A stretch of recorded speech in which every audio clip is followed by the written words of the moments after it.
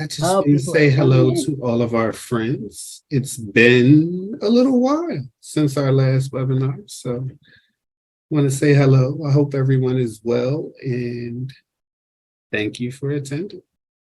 I know, and just to add on to what Jamal's saying, this is something that we talked about doing 3 years ago, and it's been one thing or another, and we haven't gotten the right person. And I am especially excited about the webinar today because have we got the right person? And I think more now than ever before, after the pandemic, our world changed. And so we don't do the same things that we did before the pandemic. We don't call it the same thing. We don't go to the same places. We have different expectations.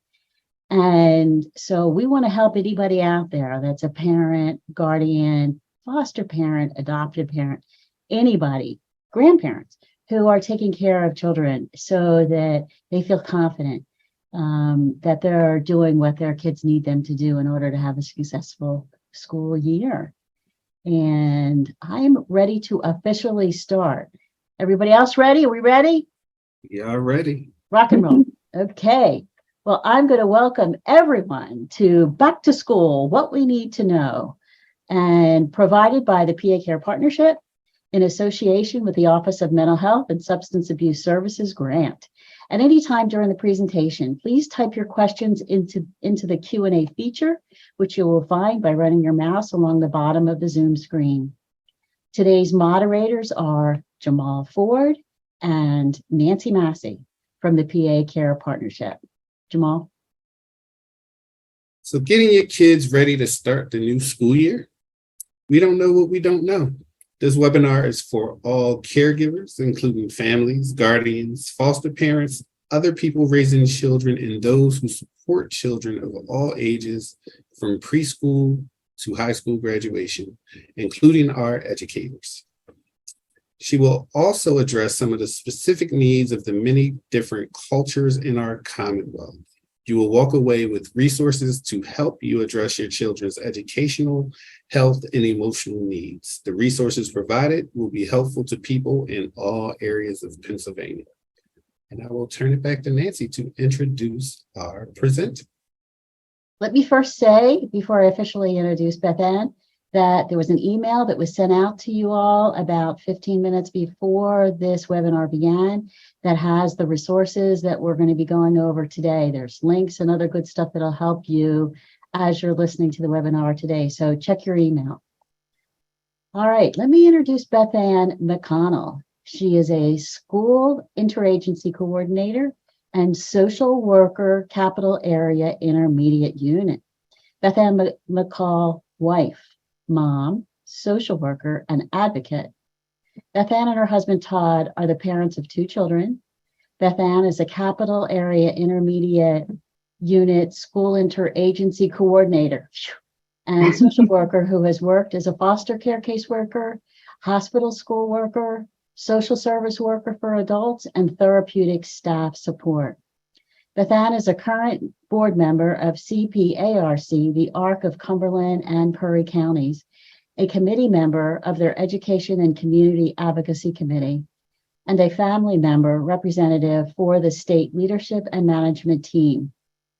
Her history of human services work has been an asset for her family, but also a source of frustration. As a social worker, she knew what resources could be beneficial, but found that those resources and support for her son were often limited and challenged at the time of the adoption and years after. Searching for the right or best support was a drive that led her to become a family member of the state leadership management team. And I will say that we are glad to have her. The history that Beth-Ann and her family have with different child serving systems has given her the ability to voice what changes may benefit children who have been adopted or families in need of extra system support. The state leadership and management team membership allows Beth-Ann to help affect change on the state level. It allows Beth-Ann to take everything she has learned and experienced personally and professionally and make a difference for children and their families who are going through a similar journey. I would now like to formally introduce Beth-Ann McConnell. Hi, everybody. Thank you, Nancy. Thank you, Jamal, so much. I very much appreciating being here. And Jamal, if you want to put up the PowerPoint, that would be helpful. Thank you.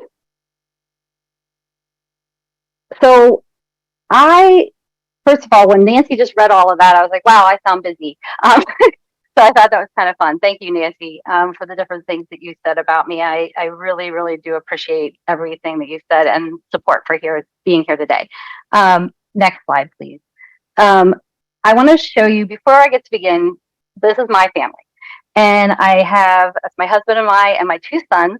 And this is at graduation for my youngest son in the back there. He just graduated in June, so that was really exciting. And so we were all together for that day, and was a wonderful moment. I know Nancy mentioned a little bit of my role. I am a social worker for a school social worker for the Capital Area Intermediate Unit.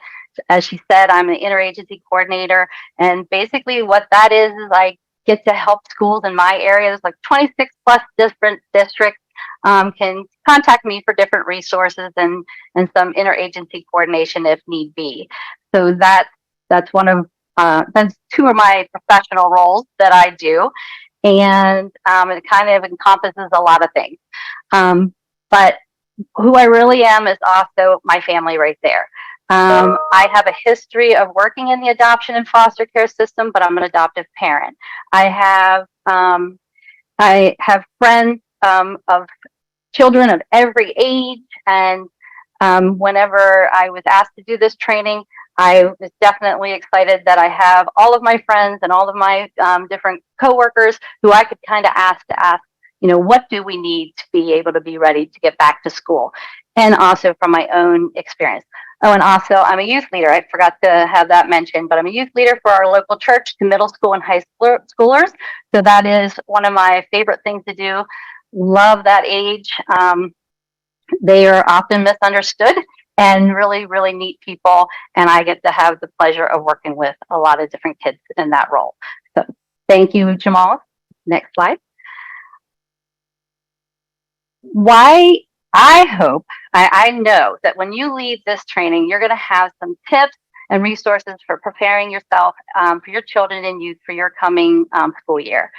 I'm going to provide a list of resources that you can take away. It's going to be put on an online platform called a Padlet for you to access and use now and in the future. And on this Padlet, which describing a Padlet is basically like a virtual bulletin board. So if that helps you to think, we'll show you one in a minute here. But on that, it's going to have back to school tips that I found, but also created for this training. It's going to have, thank you, Nancy. Nancy just put it in the chat, I believe. There's going to be a list of supplies to what to do if your child has, from everything, it's going to have everything from list of supplies to also what your child, if your child has concerns while in school, what you can do with that. And then also self-care resources. And I will just say a really quick thing with that. For parents and caregivers, very, very important to be taking care of yourself. And I know we hear that word self-care, and sometimes it's becoming kind of a dirty word because I think people are getting kind of tired of hearing it that way, but it's super important. And I want to just keep reminding you throughout this day to take care of you so that you can take care of others. So we'll talk a little bit about that in a little bit. There's going to be resource links for your child for a variety of other needs beyond school. So when you see that Padlet, you're going to see it just has so much stuff on there. So I'll talk about that in a little bit. So this is what you're going to see Jamal, on your end. Would you like to show a quick example of what that looks like? You're going to see I just have a whole bunch of different resources on that. So again, we'll note that later. Thank you, Jamal.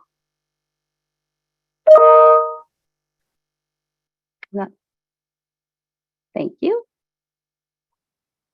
So this is what you're going to see on your end when you look at that, and we'll go over that a little bit, but you're going to see I just have a whole bunch of different resources on that. So again, we'll note that later.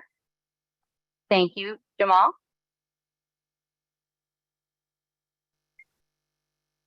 So when Nancy and Jamal reached out to me for this, I thought of like a couple different things. When they asked me, what do you think of for back to school? What would you suggest? And I immediately thought of some things that I came up with, but honestly, I thought it was best to do, I'm going to call it a survey, but it was me asking my coworkers, my friends, my students that I work with, that I know, little preschoolers, elementary age, and high schoolers. And a couple college bound kids as well. So I decided to do that.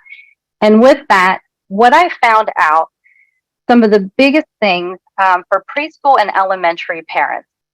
One of my best friends said, she has 3 children. So she said to me, she said, I find that a couple weeks before, that is really something with her having from ages 4 to 9, that it's really important for her to start a couple weeks before school to adjust her activities. It's different over the summer. She said you have the different wind down times. So like you think about like if you're going throughout a day in the summer, you have you might have like a baseball game, or you might have you might go get ice cream at nighttime. So you have all these things that are happening that are just really fun, and then all of a sudden school's coming, and you have to realize that you have to start getting your time, adjusting your time a little bit, so that kids are getting more used to the fact that they're going back to school, back to a routine. So she says she starts to change her time at night, and she starts to do wind down time, looking a little bit different. So like when they came home, they might have, like from the baseball game, went straight to bed or played or watched a movie or whatever. It might have looked different. But with school coming up, she knows we need to start having a routine, having a consistency. And that would have been the biggest thing that she told me. So that could also, you might change what you're doing. So book time, you might now start to have book reading time heading into school. So you're going to sit down tonight and have some, like the timing is going to look a little bit different. It's going to be a little bit more calmer, and getting them used to that routine. You're going to start thinking about like your morning routines now. And so thinking about like, there's some like, and I was one of these parents who my children were in some sort of daycare setting or childcare setting or a camp throughout the summer while I was working different positions. So they may be in camp, but then when they go back to school, their times change. So it's good to start practicing your routine now, and start to think about, okay, so if they are going to have mornings are going to be getting up, having breakfast, you may want to start doing that at this moment. Now, some schools are starting back. I'm not sure across the state here when all schools start. Some of them are starting next week. Some of them the following week. Some of my friends are a couple weeks from now. So I'm going to say, if you're some of the people who are thinking, well, should I start now? I'm going to say yes. And I saw Nancy just put it in the chat too. Start your routine now. Start thinking about, my friend said too, like the backpack, things that I wasn't necessarily thinking about. Getting the backpacks ready. Do you have a backpack? Do you know what that plan is? Do you know where the backpacks are going to be kept? Do you have a routine for where they're going to be? Lunches. That was a very big thing to start thinking about too. So for this elementary preschool, do you pack lunches? Are you do they provide something? So thinking about that and having that routine, like I said, started now, having a plan. So you as the parent aren't rushing around too right before school. So those are very important. Another one of my friends with elementary students said she doesn't do a lot to prepare, but she will remind her kids that it's coming up, and that that there's going to be some changes. But she also she thinks about like fresh pair of something. She's like, it's important for her to have a fresh pair of sneakers, a new shirt, some basic supplies for back to school, so that the year is marked with newness. So I really like that too. And then for myself, I always tried to think of like the year of trying to plan over the summer, like different things for like the school will give you a lot of paperwork to do. So sometimes in our area, it's online paperwork. So keeping that in mind as you're prepping for school, stuff is going to be sent to you. So checking your emails, making sure that you can see and get done what they need before school starts. So that was just another thing that was thrown at as an idea. And one of my friends actually said too, they like to make sure the number one thing the husband said is making sure the children get a fresh haircut. So I love that. Now, while I was asking the caregivers, I also asked their children. My preschool friend, he told me that his job for the next couple of weeks is just to be good. So I thought that was really cute. So he's starting to be good. He's going to practice being good and being kind and being a good friend. So I love that advice. Everybody should take that advice. Next up was my elementary friend. The elementary kid said, the one said, double check the math facts. He said, double checking math. He's going to double check math facts this year. Other than that, he said, not a lot to prepare. Just get up and get ready. So I thought that was cute. All right. Give me 1 second, please.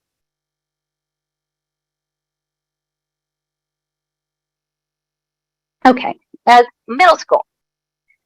So some of my middle school friends, I have a friend who told me one of the biggest things that she finds when you have a child heading into middle school versus when you have a child in middle school. But she said, if you have a child who's coming from elementary into middle school, it's great to start planning ahead. So again, planning that routine, getting the exact same things that I talked before about, but having that routine started now, being consistent with that routine. If lunches are going to be packed, finding out from your child what they want, what they're going to need, and prep for that. So you're going to start, looking into what you would buy and different things for that. The schedule. As far as the schedule for the middle schoolers, some schools are better at this than others where they have them sent to you a little bit earlier. Some middle schoolers need that schedule, need that structure of knowing what is coming.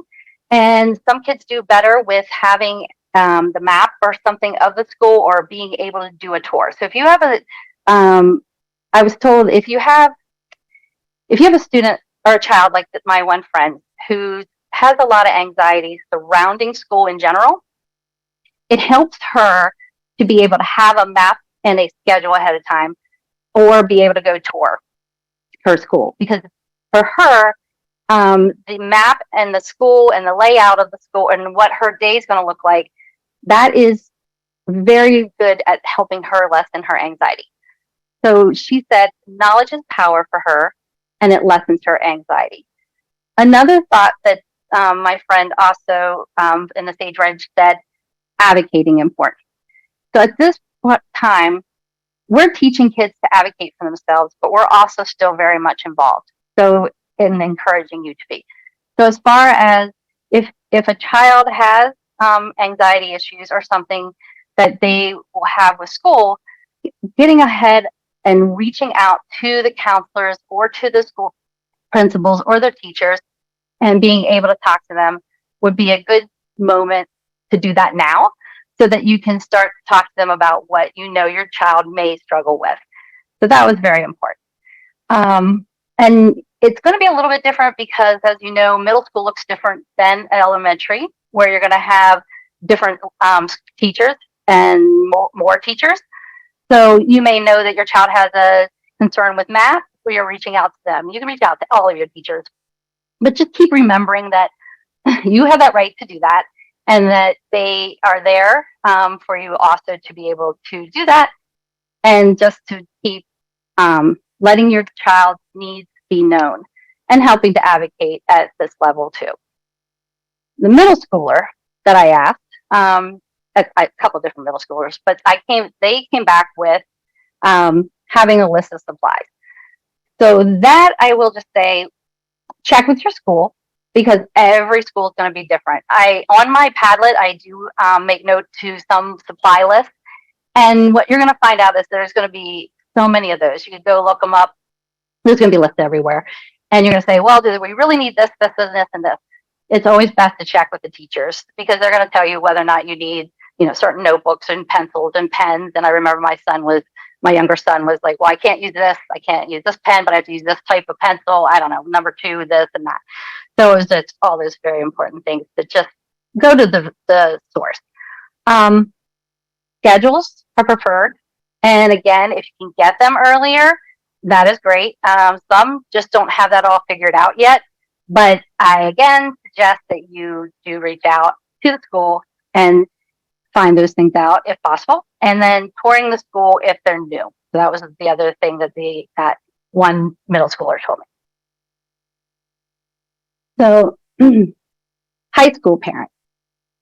So I am just coming off of a high schooler that just graduated, and obviously I have an older child too. So my experience now is looking a little bit different as my high schooler is heading into college, and this whole time right now is full of lots of differences happening.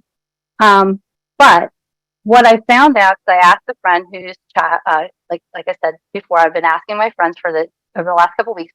One of my other high school friends said, or high school parents friend, sorry, said that a few days before school, think about those online paperwork. And when she said that, I was like, I forgot about that. So with our school, every year we got these requests to do this online paperwork. And I was like, I would sit there and I would do them for both my children. And every year there would be something glitch or something. So, and it would take me a little bit longer than normal. So I'm going to tell you to plan for that. Plan for the time to fill out that paperwork. It updates your contact information. It's very important. But there's a lot of stuff on there. If your children are in sports, all of that, there's things in there that would be very beneficial for you to get that done early if you can. Somebody mentioned different vaccines different vaccinations and different things that are needed at different ages. I encourage you with that to reach out to your school. They know the different things, and you can look at what's suggested and determine what you're doing with that. Also, my one friend mentioned physicals. There's your typical physicals that you need for schools, but then there's also if you're in sports. And last summer, my son, he played on a golf tournament or golf league at school. So he had to make sure he had the right physical for that over the summer. And it was things like that. So making sure that if you have any physicals for sports, that those things are being taken care of too right now. And you can check with your athletic directors too for those. So sports may be a little bit different. The nurses may not know that information, but the athletic directors may know that. Somebody mentioned clothing for their children, and this one was very interesting. Do they fit? I swear to you, my son last year grew, I feel like, okay, maybe not swearing to you about it, but I think he grew like 13 inches over 1 year or something. So he definitely needed to have newer clothes. Not telling you that you have to go out and buy new clothes, just saying that think about like what you may need to factor in as far as clothing. Are there uniforms that need to be fitting different? Some kids go to schools that have a uniform. So thinking of that as well. So checking on that stuff now. It was mentioned the sleeping schedule. This is a very, very, very good reminder. The sleeping schedule for teenagers. If you know them, you'll know what I'm talking about. For instance, my son right now in summer being home when he's not working, he can sleep until 1 o'clock in the afternoon. I cannot understand that. Don't remember doing that. Probably did, but he is really good at that. So if any of you are laughing, I hope so. But I was like, it's very important for us to remember the schedules and getting them on a routine for high school kids as well, because they're going to go from wanting to sleep in all day to having to get up at 6 whatever o'clock in the morning. I don't know what time everybody's schools are, but getting on a bus or getting out of here by 7 o'clock in the morning. That's going to be yeah, they're going to need to start practicing that now. So getting them onto a schedule, that was really, that was encouraged. So what can be some of the things that kind of block them being able to sleep very well? I hear it sometimes is the device. That's up to you. I'm not going to get into what your personal choices are for this, but if you can have them just shut down their devices at a certain time, I recommend that. Somebody said to me, I just saw somebody encourage reading. Okay, thank you. the devices being shut down, internet router can be shut down. I didn't really think of that, but you could do that. And then as far as any other things, as far as the morning schedule, it was recommended too, like practicing, getting up. Now, reality is very difficult sometimes with kids, and I'm aware of that with youth, teenagers. So if you can practice that, it's good to practice that. I'm just giving suggestions, getting them on that schedule. Also for them, schedules in at school. If they can get their schedules sooner, they can review their schedules. It was recommended by this other parent that I was talking to, contacting teachers too. And this is something that I did throughout the years with my two boys. If they had some struggles, that they can then please reach out to or I reached out to my teachers and was involved with some of their education on that end, but also encouraging both of my boys to advocate for themselves. So that's some of the practicing that we do over the year, but just now that we know it's heading back to school, you could reach out. If you know your child is in need of that extra support, reaching out now is recommended. College-bound students, things to do prior to 12th grade, check with school counselors and bus. And then, so that's a big thing. Sorry, I got off track there for a second. If you have a college-bound student, everything starts to go a little bit different that last year, I've noticed with my son. And just throughout the years, his biggest resources were the school counselors. They knew the different information and the timelines of different things, and that was a resource that was he needed, we needed. But then the biggest changes that I kept seeing was he had to do. So the advocating for himself and working on himself for his future was a very big part, because we aren't, as they get older, you're not going to be able to be as involved with their decisions and all of that. And at college, pretty much, I'm not going to get to have any say in what some of that is. So that is going to be the biggest thing is school counselors for that. The other thing that someone mentioned to me was bus transportation and cars parking passes. So thinking about that now, is your high schooler riding the bus? Do you know their schedule for the bus right now? Finding all that out. Are they going to drive? Do they need to have a parking pass? Those type of things. Are they parking their own car at the school? So start thinking about that now. So asking the high schoolers themselves. I asked some of my son's friends, and I asked some other kids from my youth group, and just some other kids that I know in this age range. I was told, number one thing is don't procrastinate. And when I asked that individual, is this something you do? They said, well, yeah, I do. So I thought it was pretty funny, but they came back with some really good ideas, even though they said they don't always do these things. But I think it's good that they know what they're supposed to do. So they said, get the schedule as soon as you can, and that will set your expectations for the future for your school year. Be more prepared by having supply lists if you can, and also 2 weeks ahead of time, try to check in with your emails and from the school, because things start changing where the emails are not coming to you as much as a parent or a caregiver, but rather to the kid. So you can ask them about it, but making sure that they are also checking their school email. Making a list of what is needed, it was important. So again, back to the supply list, that was somebody else saying that, and then going out and actually getting those things. And what I'm noticing with my soon to be college child, we have all these lists, we're like, but are you looking at the timeline? So I actually physically brought out a calendar last night, showed when things are going to change here in the next 2 weeks and what needs to get done, and had him come up with a plan. So that was a suggestion for my college. My child was okay with that. Some other ideas I was told is if there's classes that they need to drop or change, be in contact with their counselor.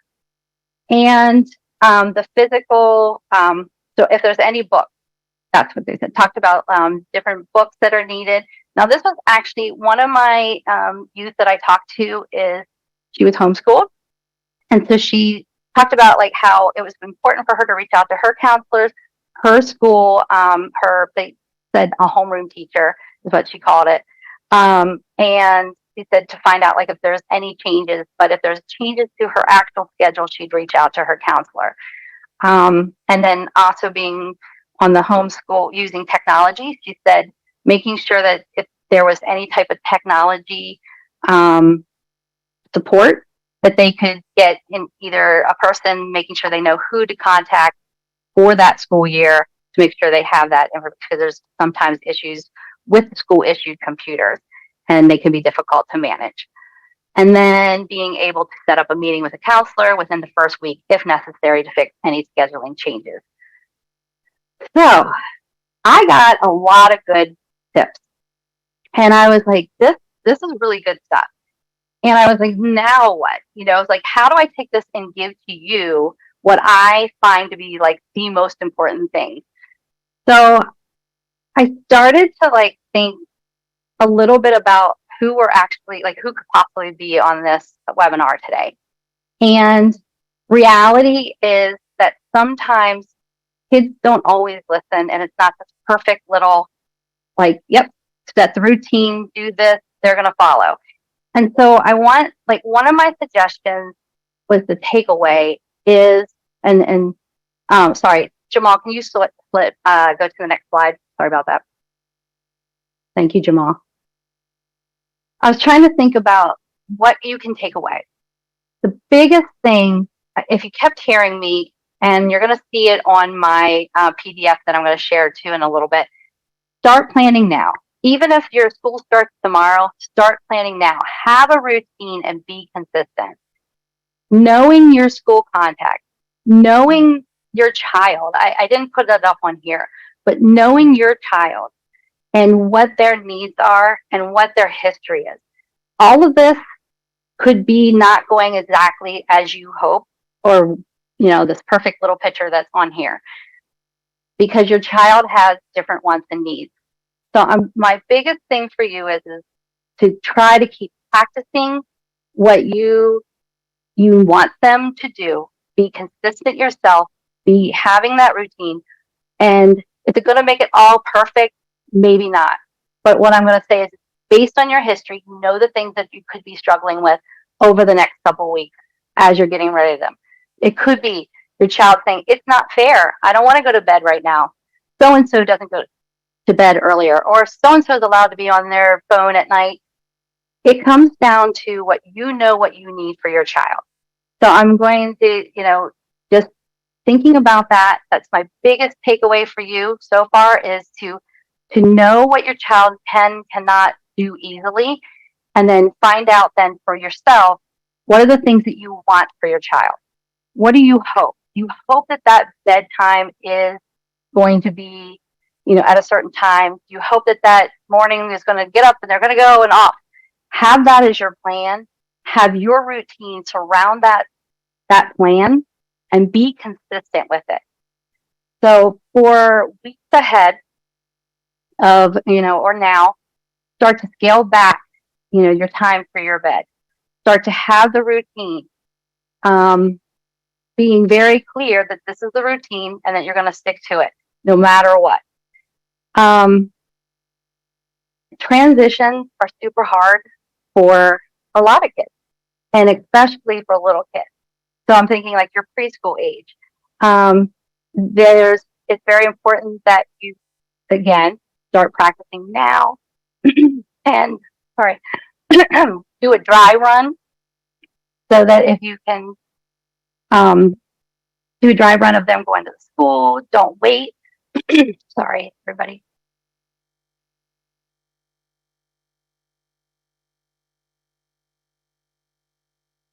Sorry about that. Sorry.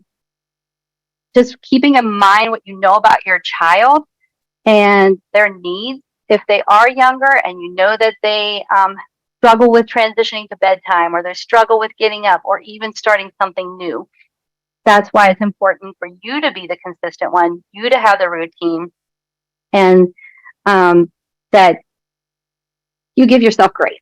I think that's the other thing too. So somewhere in the middle of all of that, I want you to make sure you give yourself grace.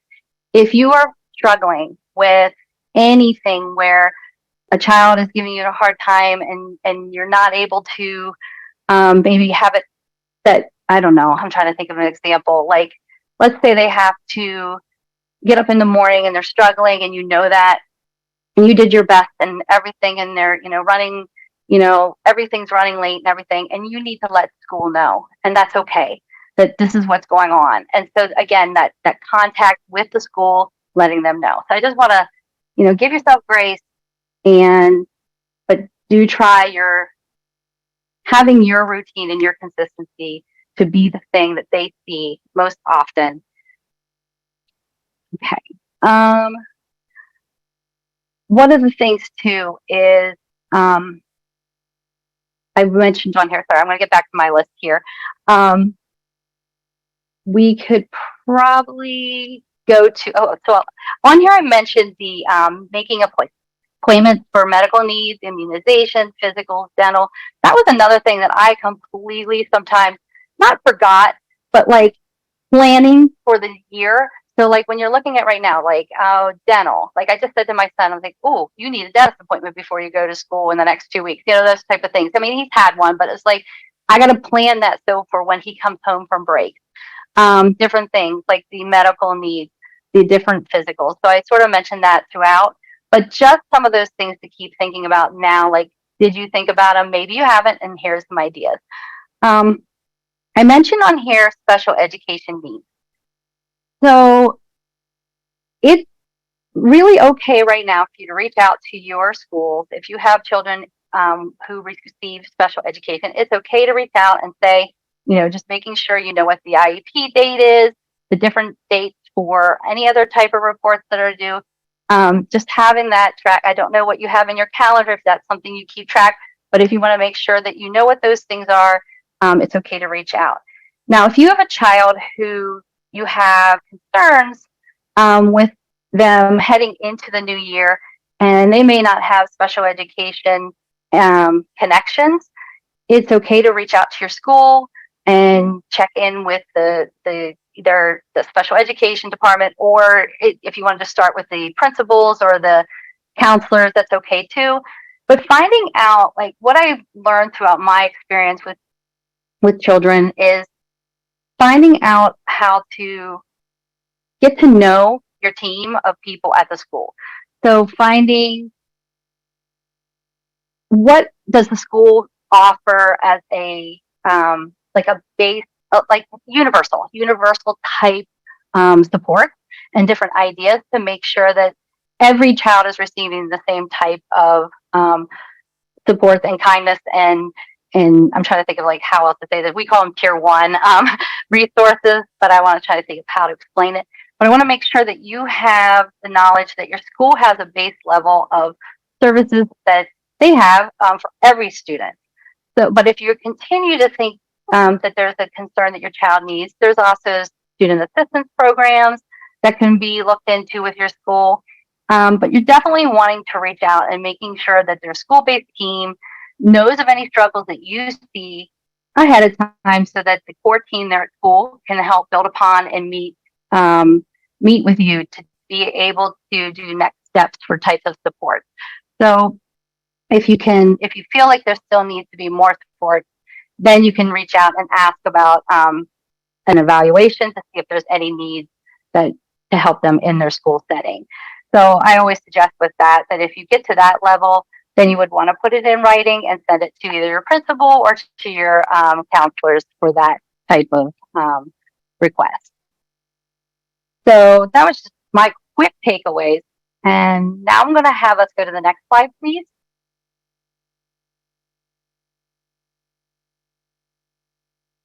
Okay.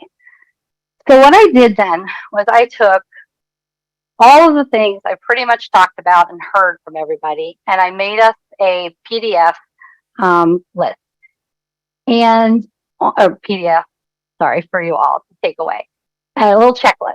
And I'm not going to go through every single one of these, but if you can see on the preschool and elementary side, I have a couple on there that I've already mentioned. But if you notice, the very first one is start the routine now. Now, looking at this, I would probably add and be consistent, because I feel that that's the thing that I really want to drive home today. But also on there, I have a couple more that maybe I didn't mention. I talked about the planning for after school activities or childcare. I mean, that was one of the things that myself and my family, I mean, I work full time, so having to try to figure out the after school. Our school had a child time stack program that we were able to have both my children go through. But just having those times, even as they get older, if there's any needs to figure out, now who is, maybe going to be able to check in with your children after school or before school, and having those plans too.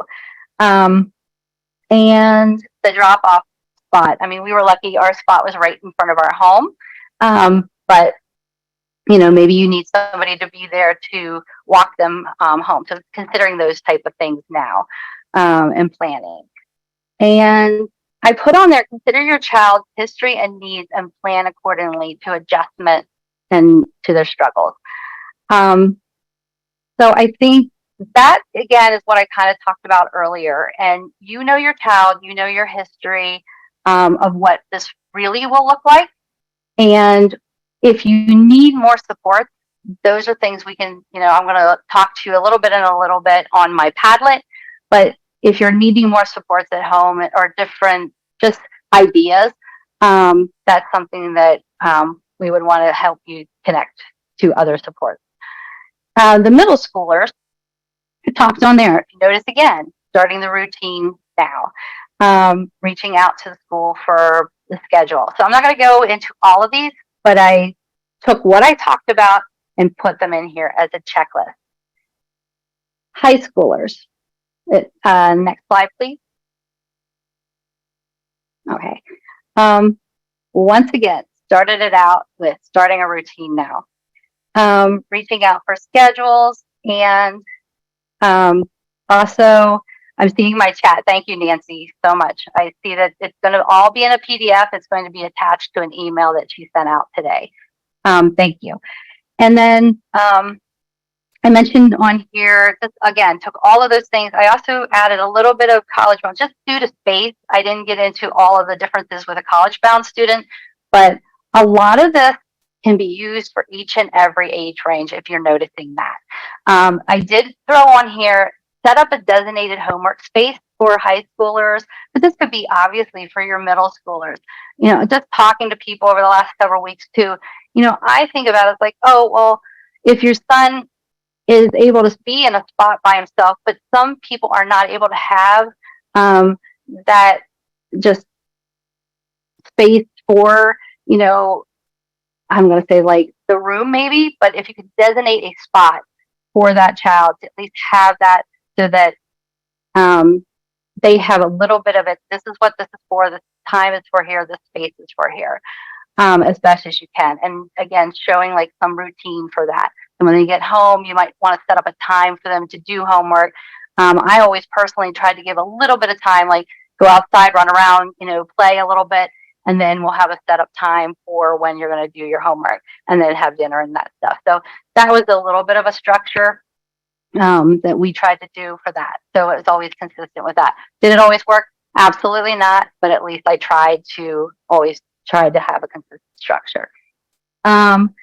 Next would be, I mentioned the school concerns, and some of this I took from, so I know Nancy mentioned earlier that I'm part of CPARC, which is our Cumberland and Perry ARC, and it's an advocacy organization.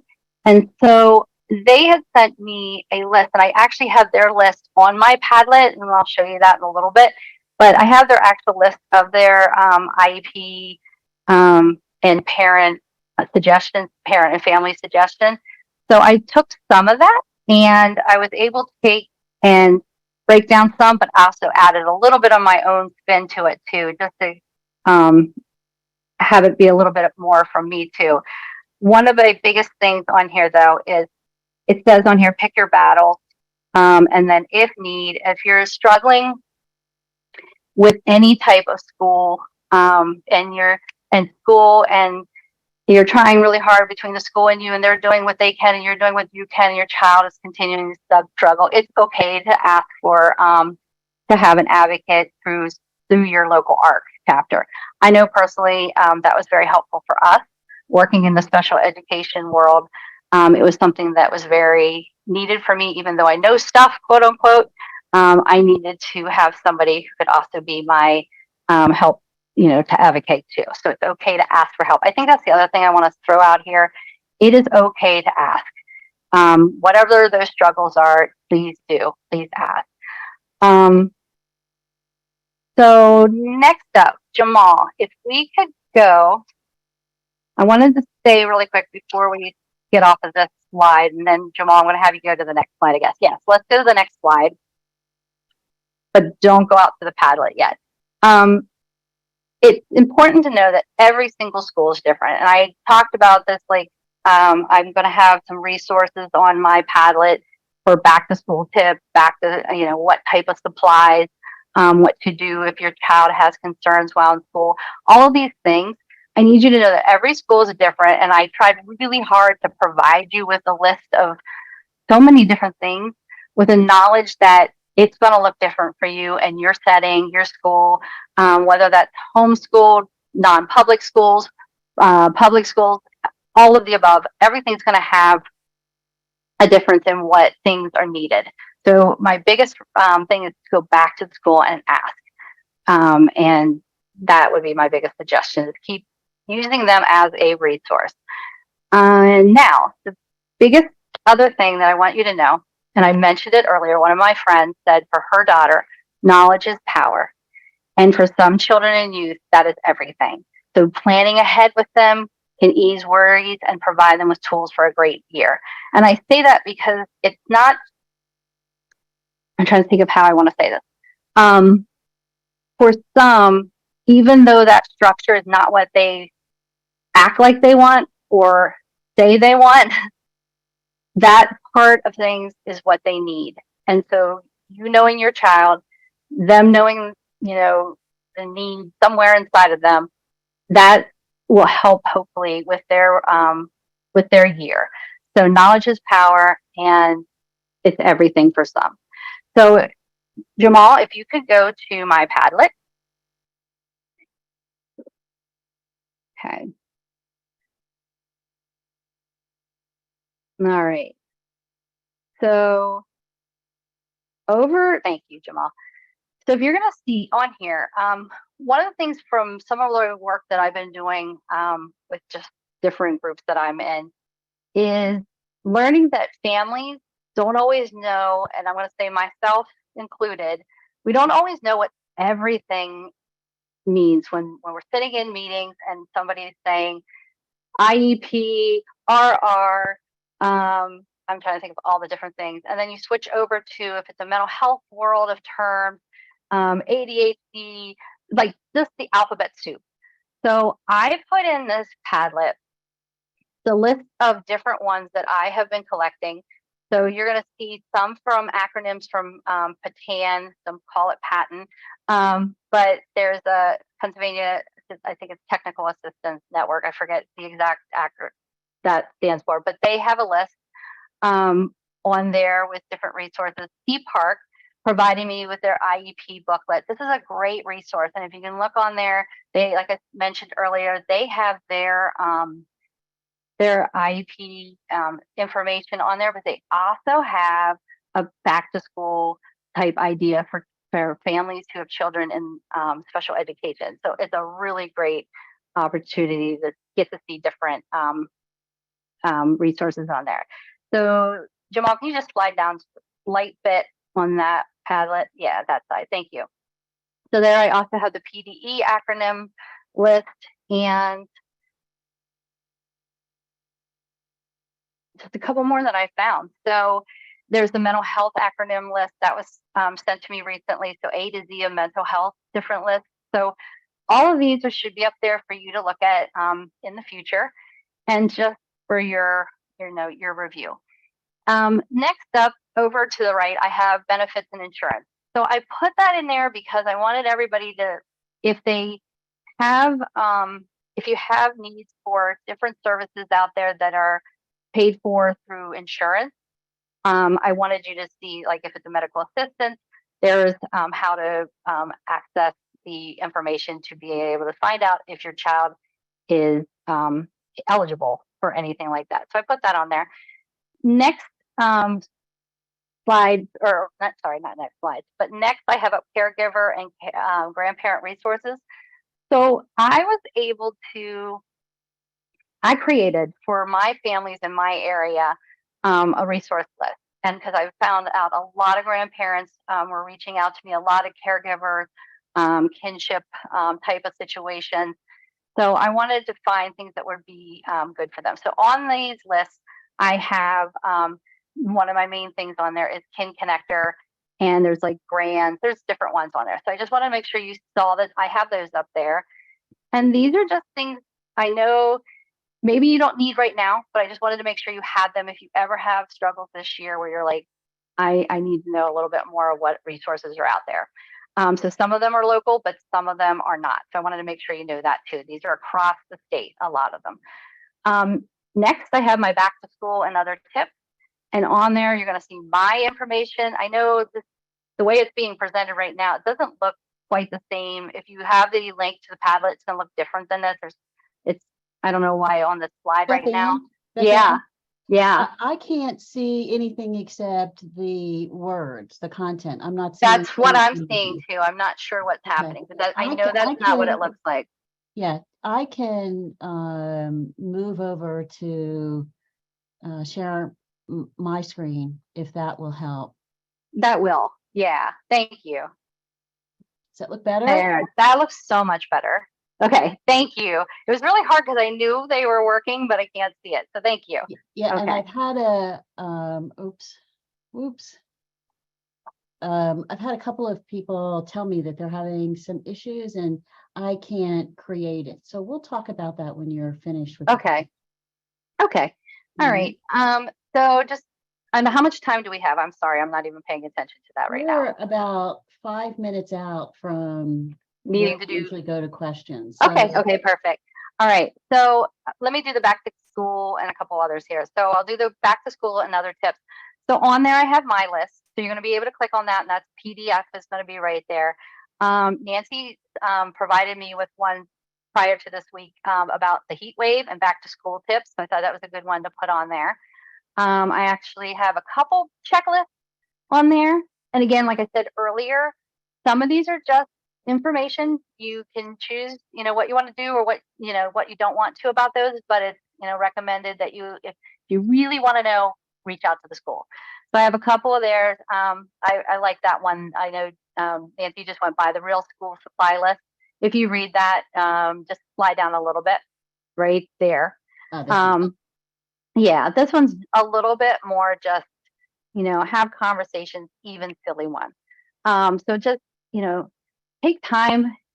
One of the biggest things I kept thinking too is have fun. This can be a little bit of, a moment of stress for some kids, for some families. And if you can figure out in the middle of all this, that doing things that are fun together, cooking meals together. I like that one. That was just a cute little supply list. Not necessarily about buying pencils and stuff. All right. Sliding down, I just have a couple more on there. So you can look at those at your own time. So then Nancy, can you look over to the right a little bit then with some more of the drop downs? So this is the behavioral health, mental health. For those families who are struggling right now, I know it's a difficult time to find different resources, but I wanted you to know that there are some out there that you can look into. And I have, if you slide down a little bit, Nancy, I have some different lists. I have a CAP list for across the state children's behavioral health specialists. But then that guide for exploring options for behavioral mental health, that's something myself and a couple other my intermediate unit staff made. And it says, what do you do if you have concerns for your child's behavioral health needs? So it's not an exact, we're going to be able to get you exactly this, but it's how do you explore those things? So I wanted you to see that that's on there. And then I have our state different MCOs list. So you can have that. So again, across state, I'm trying to provide resources. With the children's mental health continuum, I have that up there just so you can kind of see of like what you would hope to. You want to start with the least restrictive and get to the more restrictive as the last resort. So that's on there. I also have community resources, and we have coping with a crisis, education resources. I put in the tiered support. So I talked a little bit about tier 1, stuff like that. I didn't have enough time to get into a lot of that, but I just wanted you to know that I have all that. Oh, back with the coping with the resources. I have national ones, and I also have our local to my area. But I just wanted to show you examples of what I do in my area. I have homeless and displacement resources, because that is a very big concern for many. And so that's over to the right there. I don't know if you're seeing that. I'm seeing it now. But I have different resources for across Pennsylvania, but also in my local area.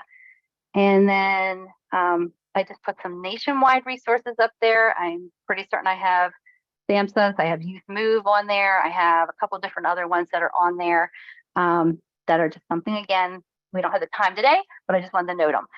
I put up a bunch of different preschool resources and different immigration and refugee resources as well. So some of this I've created, some of this I've shared from things that I found. And then of course we have the statewide resources. So that is my presentation. Welcome back. Thank you, Jamal. Thank you, Nancy. And Wow, that was a lot. it was a lot. And I do understand that some people are having some problems, like we saw with Beth-Ann when Jamal was trying to bring it up on his screen. And Mark is telling me that there might be some UPMC firewall issues.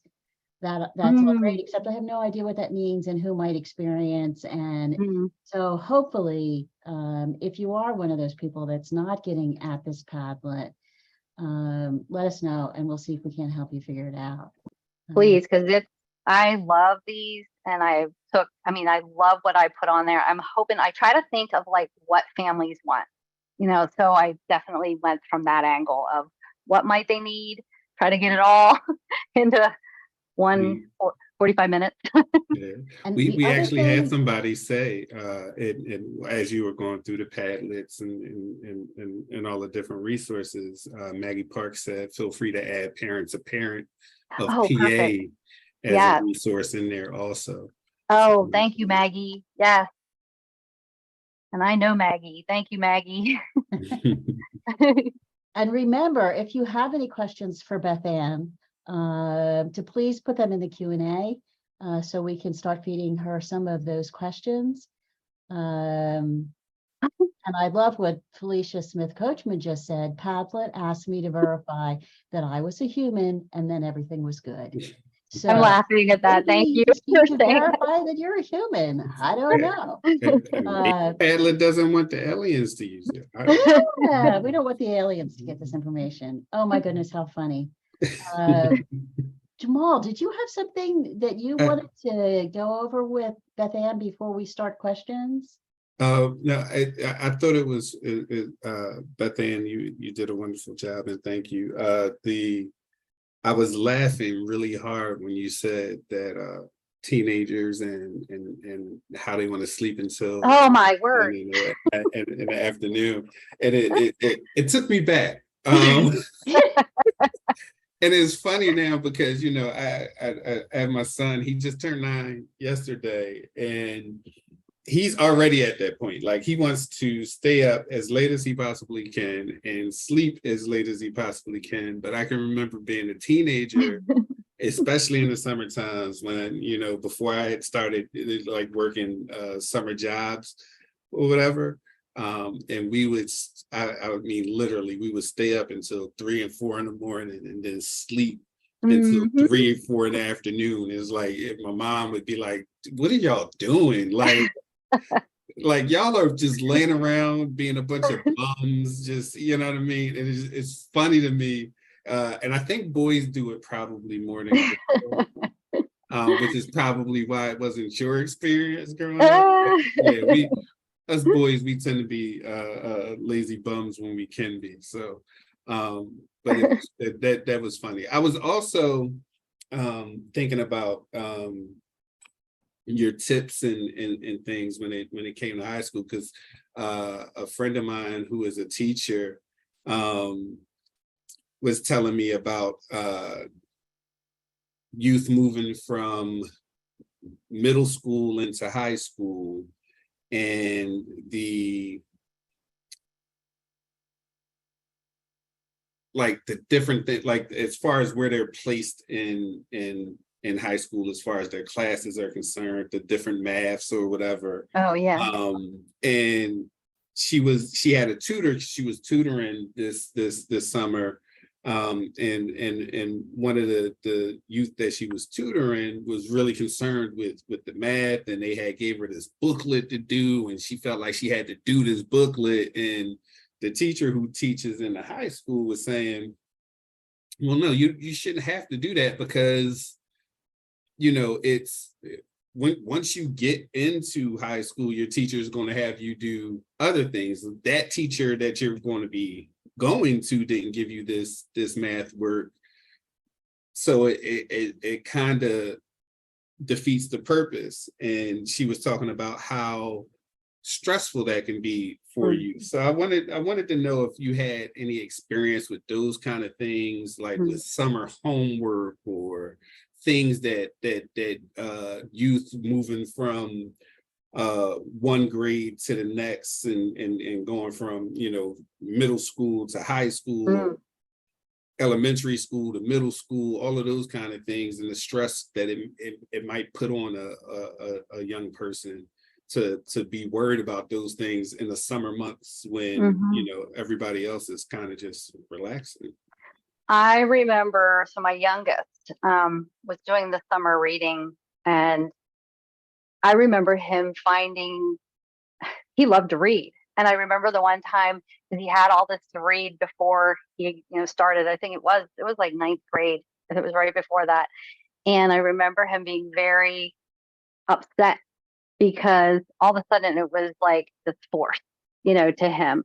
And I don't want to say like it took the joy out of him reading, but I don't know what else to say. But that was kind of like for him, he was just so salty. I don't know. That was the word. And, but, as a family, or the parents, we were, well, it has to get done from that angle. But if kind of that, like, it still needs to get done because that's the requirement, but it's that, like, I don't know if it's like how you, I don't want to say spin it with them, but kind of like be there. Like for us, we were like, we get you, we hear you. It still needs to get done, and it stinks, and I mean, he did it. I'm not going to say that will always be the the easiest thing that will happen. But is that what you're saying, Jamal? Like kind of that?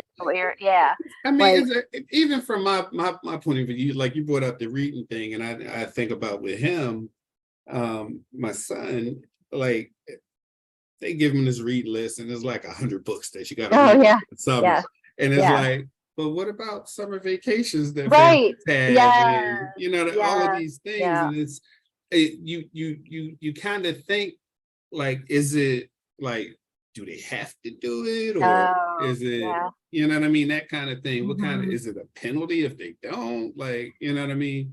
Because I mean, like my son is much like you said yours was. He enjoys to read the things he likes to read, but when you force him to read something, that's typically not going to go well. So I just think it's a little weird to sort of put that stress on young people, especially when they at the end of the year they're just like, school's done. They just want to play. They just want to hang out. Yeah. I mean, I just want to jump in here for a minute. For the people that I was making the announcement early and they hadn't quite gotten on to the webinar, I did send an email to everyone who had registered to the email address that they used to register, with the resources that Beth-Ann provided for us and was talking to us about today. And with the link to the Padlet, with the PDF and all of that. And I hope that you all got it. And are able to get through. Again, let me know if you haven't. And that was the one thing. And I love the way Beth-Ann broke it up into the ages, like the preschool and the middle school, with the checklists and the ideas. And I don't have children, and I haven't had to do this, although I was a child at one point. And what I found it was interesting is that there are that many opportunities, and that there's a list for shots before you go to school in high school. That was never a thing for me. And so I think that there's a lot of areas where it's not all the same. And that's part of the issue in Pennsylvania, is that, the way you do it in York County, the way you do it in Philadelphia County, the way you do it in Allegheny County, they're not all the same. So even though Beth-Ann has given us a great deal of resources and lots of great ideas, there may still be some opportunities for you. And I heard Beth-Ann say it a number of times: contact your school, make sure that you got it, reach out to the teacher, and don't be afraid to do those things, because what we're hearing today may or may not be exactly what you need to do for your kiddos. So I think that was a really critical piece, from what Beth-Ann was sharing with us today. Thank you, Nancy. I do see the one question. Or am I allowed to answer that? Yeah. I was actually about to ask you that. Okay. After you pointed out that there are a lot of people saying that they didn't get the email this morning. Yeah, I'm seeing that. So I just wanted to bring that to your attention. And Beth-Ann, the question that someone asked is, my son is 3 years old and he is autistic and nonverbal. Will they truly work with him in preschool, or should I just wait for more appropriate schooling setting for him? So I would, just from knowing my knowledge for what I do at the preschool level, I don't know your area, so I would just suggest reaching out to your local intermediate unit and finding out like what the process is. I believe on my Padlet, I can check. I thought on my Padlet I have information on reaching out to different intermediate units, but if not, I'm going to add it to it. But whatever like, I know mine is capital area, but there's intermediate units across the whole state. So I would suggest considering reaching out to them and finding out like how, what the process is to do a screening or evaluation, and look into that process, because I would always encourage that. So I kind of lost the question. I don't know what happened to it. Maybe it's there. Oh, wait. Okay. I found it again. The question about whether they truly work with them in preschool, or should you find a more appropriate school setting? I mean, I would start there if you haven't already, finding out, screening to see what they would suggest as resources, because that could be, so many different things for your child. I don't know if that's speech, occupational therapy, if it's a classroom setting, I have no idea. So those things, I would definitely want you to at least reach out and try to see about that process. And then, is there anything else, Jamal? Yep. We have another question from Sunday. Any information about cell phones and children carrying their phones in school, which is a huge one nowadays. That's a huge one. Oh my God. It's because it's so many things. And always, it's a quick story. I always laugh about cell phones being so in play now, where I remember back in the day, in the math teacher telling you, you're not always going to have a calculator with you. No. And I'm like, yeah, you do. Always got a calculator with me now. But any information on that you want to share about that? So I'm trying to think of how best to answer this, because I know schools, I'm trying to wait. Somebody's actually responding. Maybe they have a better answer for me here.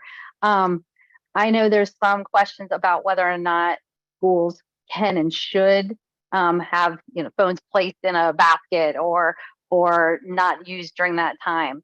So, that's one of those touchy subjects, because it's definitely, why do children need their phones? The different opinions on that. So I'm going to try to say that I don't 100% know how to answer that, but I'm trying to go back to your question just so, some people are going to want to make sure they have them so they have access for emergency purposes. I don't really have anything per se for myself. If anybody else wants to put in the chat any ideas from the school world, because I know it's a very touchy, sensitive subject across many different schools at this point. Because what if there's an emergency? Should their child have the phone? Jody just put in the chat that cell phones have saved many school shootings as long as the student compliance and they have access. So there is it's a very interesting sort of conundrum when you think about, is it the kid that's just sitting in the back of the classroom playing video games on his phone, or is it being used the way that you intended to be used for emergency only, or those kind of things. I think people get upset, well, especially kids get upset when the teacher sees them on their phone when they're not supposed to be, and the phone gets taken. And then that ends up being the issue where, I'll give it back to you after class. Some teachers, depending on the teacher, I think everything, it kind of depends on where you are. And so it depends on the teacher. Will the teacher give it back after class, or is this just going to require a call to your parents and all of those things? It's a very interesting subject, and I can see the argument for both sides. Yeah. Yeah, and what Jody wrote too, because I'm a crisis prepared school trainer, it's called Prepared. Anyhow, prepare, sorry. And even that, phones have been used, as she noted on there, phones have been used in situations to contact families when given proper information to share with the family at the time. So, but they've also been a difficulty in situations where if the phone rings or the lights go off and they're in a lockdown situation, that could also be very, dangerous. So there's so many views. So thank you, Jamal, and I saw another question. I don't know, Nancy, if you want to help. I see it too. There's a update question about the 14. I'm assuming they mean the mental health consent law. So I'm thinking that's what the question is you're talking about in the chat. Yeah. So I don't have current whatever. I mean, I know a little bit about. I know a lot about it, but yes, mental health. That's what I thought. Did Jamal or Nancy, do you happen to have any information on that? I know our friends at PA Parent Family Alliance does a lot to inform parents of what exactly that law is. I believe it's Act. I can't remember exactly the number now. But it's the right to consent and what youth have the ability to say yes and yes to, and what parents' roles and how it's interpreted and what the real law is. Yeah. So I can get some information for you to out to you. I think, like I said, our friends at PA Parent Family Alliance have information on that kind of stuff, and I will see if I can get that information to y'all and send it to Beth-Ann to maybe add.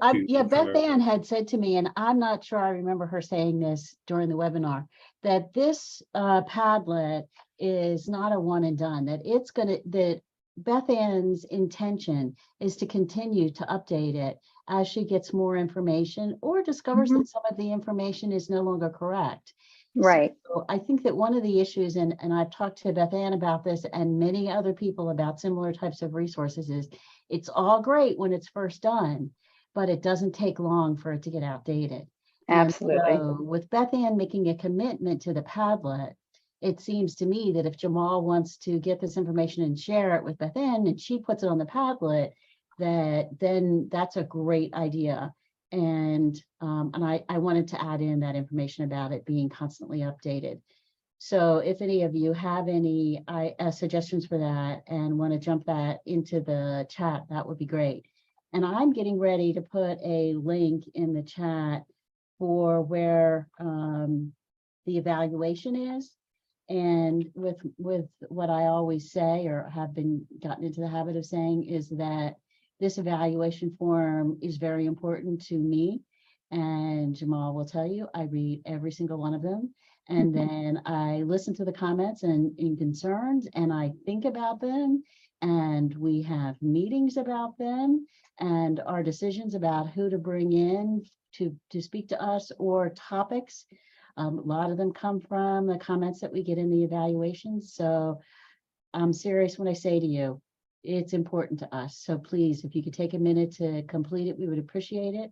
And when you complete it, at the end of the evaluation, there's a link that will take you to where the certificate of attendance is for you to download. Because I've had a couple of questions about that in the chat. So just so you know, finish the evaluation, it takes you to the certificate of attendance. Thank you.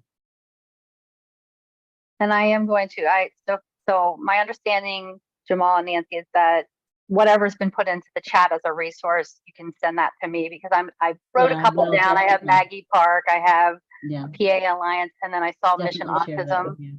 I saw a couple as they were coming by my screen, and I just saw another there. Thank you, Parent and Family Alliance. That's the big one I want. Thank you, thank you. And then, just real quick, Beth-Ann, PA Parent Family and Family Alliance, they have, I put that link in there to take you straight to the page for Act 65. Oh yes. The mental health consent law. They have a tip sheet that you can download there.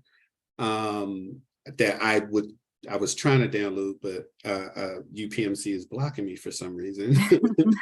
And so I can't get to download the tip sheet to add it to. So, but Beth-Ann can, add all of those things into her Padlet for you all to access a little bit more easily. But thank you for that question, and I will turn it back. I just want to say really fast about that. I mean, I know enough as from the work that I do about it. I just didn't feel comfortable giving exactly what the updates are, because I don't know those 100%. But I will say that as a family, as a caregiver, it's really important to know it, because, and also then to have conversation. If you're working with any providers, have conversation. I'm going to say as best as you can with the providers. And I don't want to be tricky or not, around, I'm not going to say not with your child, but if you can have a conversation without them, just to have that conversation so you and the provider can understand really what it means, so that when there's a conversation with the youth or the younger person, that everybody, well, it would be 14, anyone over 14, that you understand what it really is. They understand, the providers understand, so everyone is on the same page of what it really means, so that there's no misinformation being provided to the youth and the same way to you. So I best that I can say is just to know it, so that you can have the best, be informed, and that you can all work together as a team for the best for your child. If that makes sense. I hope that. So thank you. And I so appreciate everybody being here today. Thank you. There's something that I would like to add at this point, and I just put it in the chat, is Beth-Ann's email address, so that if anybody wants to reach out to her directly, if you wanted to hire her to come in and speak to your group, any of those things. So I just put Beth-Ann's email address in the chat for that reason. And also, if you wanted to reach out to her and say, hey, I just saw this on the Padlet, she's definitely the one you want to get in touch with. How do you think we're doing, Jamal? I'm not hearing any other questions. I think that Beth-Ann has just I probably gained about 50 pounds in resources. sitting here. Yay. I like it. That's the only time when gaining weight is good, is when it's And resources. the list just keeps growing. Oh, Here's that's a good question. Yes. And we've had a lot of conversations about this. Tell us, Beth-Ann. Okay, so I'm trying to figure out how, let me look into Padlet and the ability to do that, because that would, one thing, I have had that as well. So some of the things, yes, could be put up in Spanish, but then I'm trying to figure out how to do that. So maybe that could be a conversation. Jamal and Nancy, can we talk about that in a little while? Because I need to figure out what to do, because I need to find out what some, like I know my s'mores. So you're gonna, some of my, in the Padlet, I have, they're called s'mores newsletters. I use them a lot to provide resources. I know that when you go on there, you can put in the language that you want and it can switch. So some of those can, but I don't know about some of the stuff, maybe from the state, that stuff could be translated from their website. I'm not sure how that all works. So that's a question I'll try to figure out, because no, it's It definitely can be figured out. yeah, because I worried about that too. When I put all those up there, I was thinking about that. So I'm not sure who asked that question, but it was, That was no, Marcia thank you. Aquino, and I thank Marcia for bringing that to our attention. And I'll say that one of the things that we've worked on through these years with the webinars is, you know, what can be known as cultural competency, that we've had webinars about the different cultures and how mental health is perceived, and you know, in the especially in the Asian communities, where we've had some great speakers. And I really want to do more in the Spanish speaking community, but haven't come across the right people yet. So that's always something we're interested in hearing about, if you know of somebody who's doing that. And some So I'm reading some of the comments. Maggie's got something here. She's going to send the rack cards in Spanish to you. Thank you, Maggie. Okay. This is great stuff. Great stuff. One more time before we formally close out today. So what do you think, Jamal? Are we ready to close out? I think we are. Okay. I know that I've interrupted and made comments here during the question and answer period. And I have said most of what I would say as a closing remark, which is, we so appreciate you, Beth-Ann, for all your years of commitment in this field, to be able to work with people who truly care, who aren't just doing a job, but have a passion, and have made commitments to that passion, and the commitment that you made to these resources, and making it an ongoing project.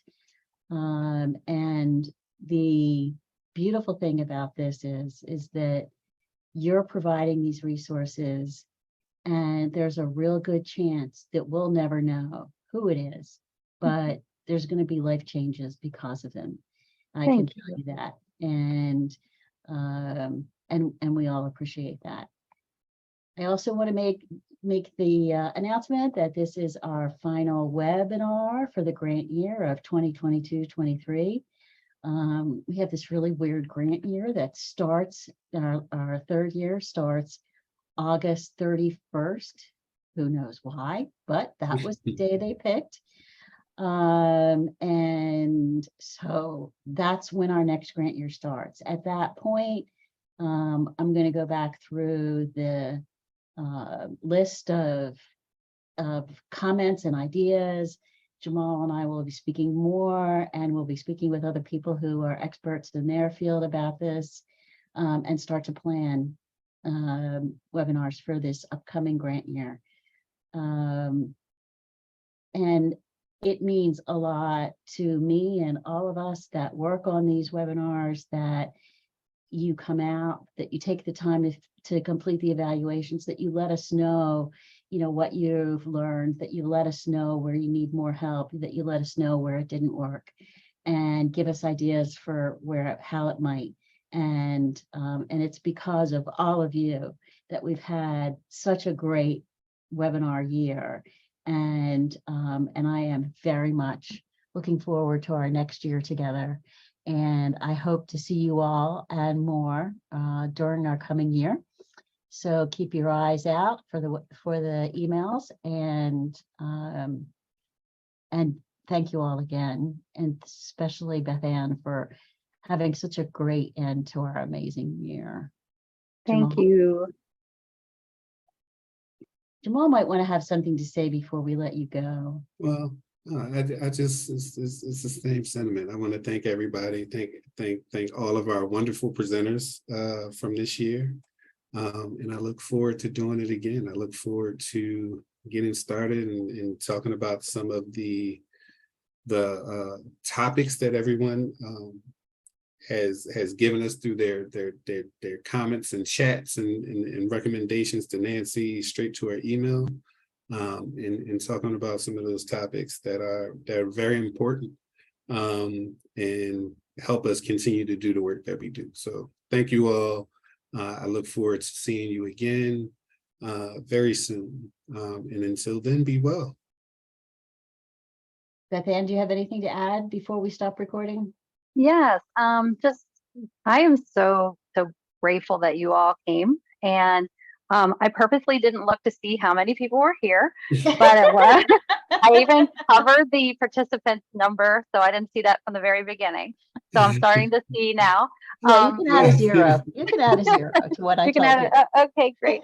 But so I just so much appreciate that you all came, and I'm seeing some of these comments, and I'm very, thank you so much, everybody. Thank you. And I just remember to give yourself grace and take time for yourself. I didn't really get into the whole self-care thing too much, but there's going to be challenging moments. And I know the self-care word, like I said earlier, it's becoming a little bit of a dirty word, but to some, but it's so important to remember.